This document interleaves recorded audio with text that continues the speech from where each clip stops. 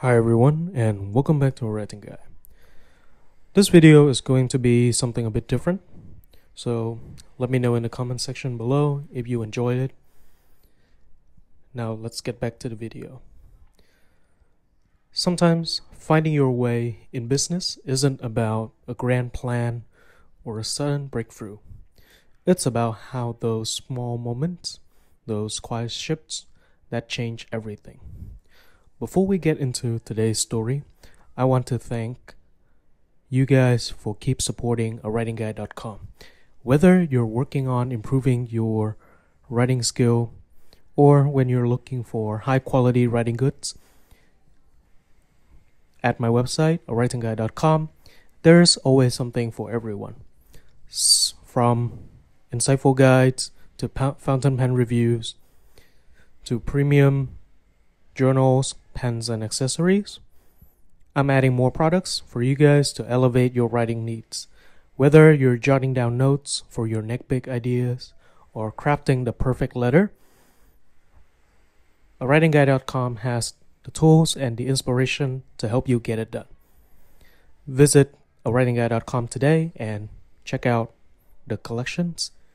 Now, let's get back to the story. Today, I want to share a story about Matt. Now, Matt wasn't some prodigy, nor he was born with a silver spoon in his mouth. He was just a guy who knew one thing. He didn't want to work for someone else for the rest of his life. Maybe you can relate to that. Matt has always been good at fixing things.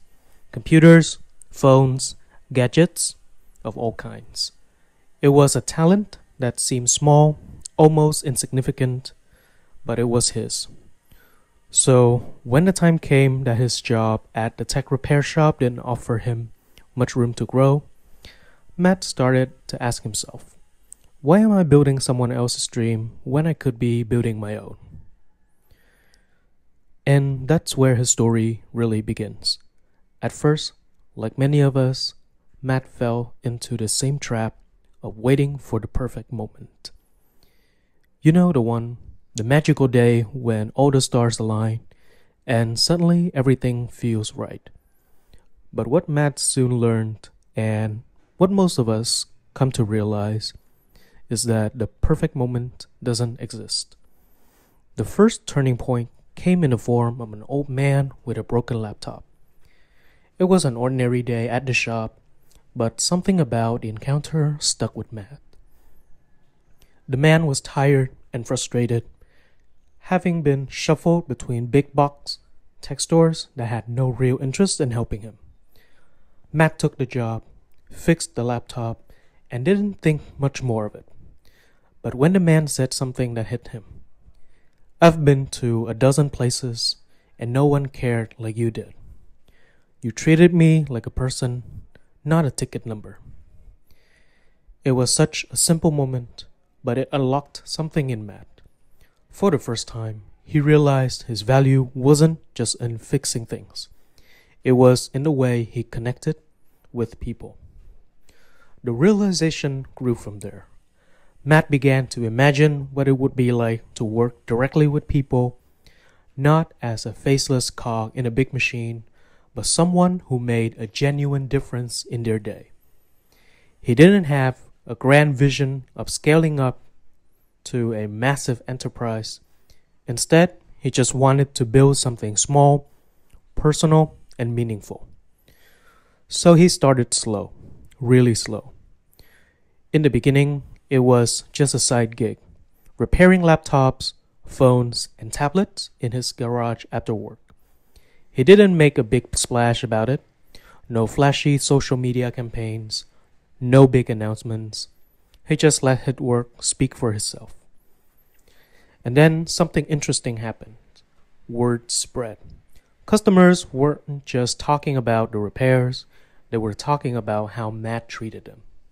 He had this knack for making each person feel heard, and in the world of tech services, that's a rare gift. Here's the thing Matt learned that most people miss. Your business isn't just about the product or the service you sell. It's about the feeling you leave people with. When he realized this, Matt began to shift his approach. He wasn't just fixing broken gadgets anymore. He was creating an experience, a personal, trustworthy connection with each customer. He started asking questions. How can I make this process easier for them?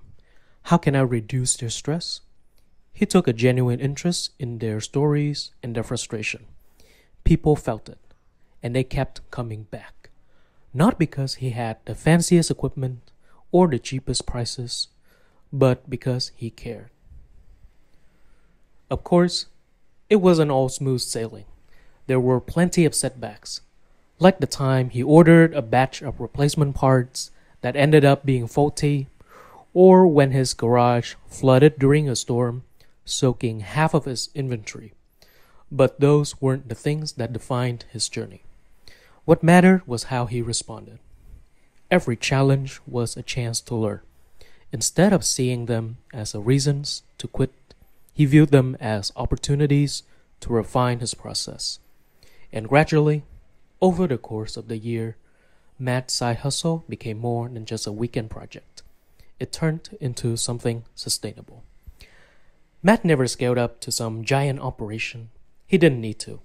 He hired a couple friends, rented a small space, and kept his focus on the things that mattered most, taking care of people who walked through his store. Today, Matt's small business is thriving, not because he had the perfect business plan or the most capital, but he figured out one simple truth early on. People will remember how you make them feel long after they have forgotten what you did for them. So, if you're sitting there wondering how to start, or why your business isn't growing as quickly as you would like, take a step back. Think about how you're making people feel. Are you experiencing the same kind of feeling that you're creating for them? Are you building something personal, something meaningful?